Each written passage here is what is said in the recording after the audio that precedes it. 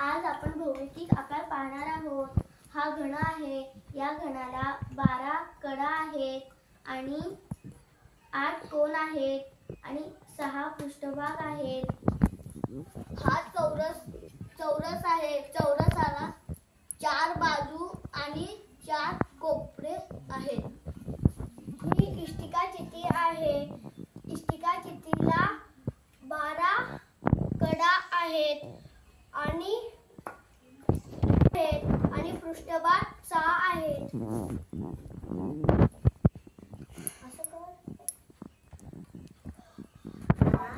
हे वर्तुळ आहे। ह्याला कोपरा नाही।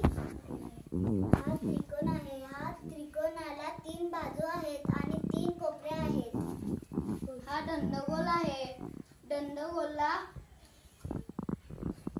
2 कडा आहेत। दंडगोलला 0 कोपरे आहेत। हा शंकूला 1 कोपरा आहे।